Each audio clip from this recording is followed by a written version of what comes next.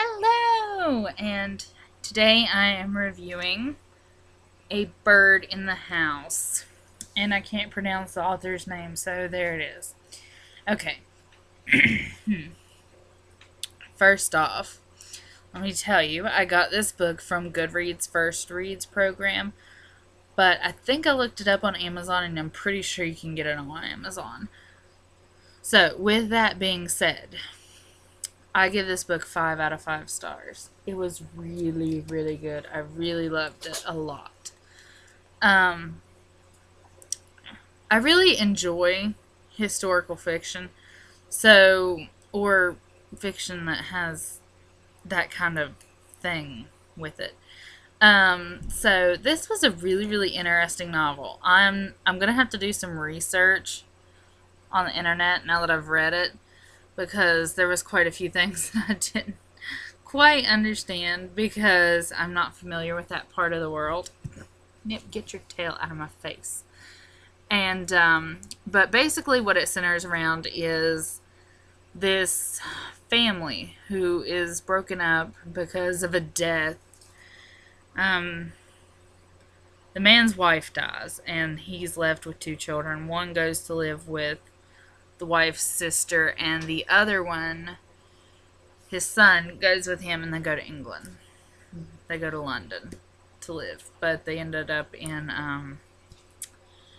oh my god, now I'll never think of the name of it. Anyway, they ended up somewhere else besides London. And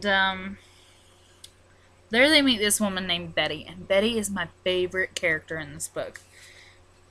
Absolute favorite character. Because she was quite the adventurer when she was young.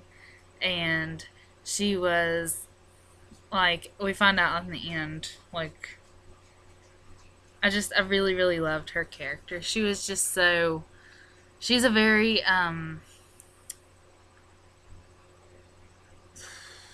sympathetic, which means, I don't know how to put it.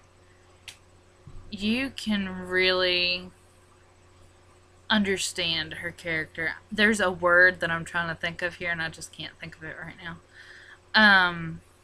But you can really see yourself as her, like, a lot, especially if you like to travel. I'm a person who's fascinated by different cultures and religions, so much so that when I was in college, I actually asked to have a foreign roommate because I was just fascinated by anything. I guess it's mostly because when I was really, really little, I would read all these fairy tales from, like, other places. Um, my grandmother has a set of books. Anyway, I'm getting off topic. But I'm just fascinated by myths and legends of other cultures and their religions and architecture, and don't get me started. So I love to travel, and so this was really, really an interesting book. It has elements of mystery. There's, like, a lot of suspense in this book.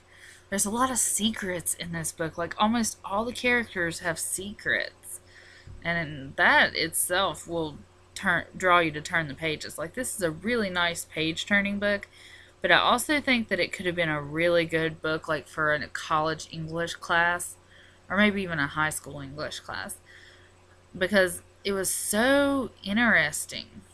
It really, really was. And I know that there is some symbology that I'm not getting at the moment, because this was kind of a complex book. Like, I'm still thinking about what I like and what it made me feel.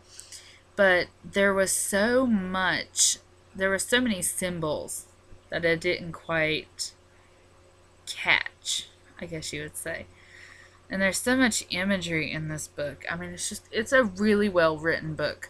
Because I know sometimes you pick up these books, or you get books, or you even buy books, and then you're like, oh my god, this is the worst thing I've ever seen. You can't read it because it doesn't flow right or anything. Trust me, it flows fine, and it's well written. I did not find any mistakes, but generally I don't find mistakes until about my second or third time through reading them. So anyway, it was super, super fun, I guess you would say, to read. It was a very pleasurable book for me. It was a bit heavier than the young adult that I've been reading lately, but that's not necessarily a bad thing because I have been reading like super, super light books that only take me a couple hours. This one took me about a week to get through, and it's not very long, but it's just I would have to read, set it down, and think for a while. Read, set it down, and think.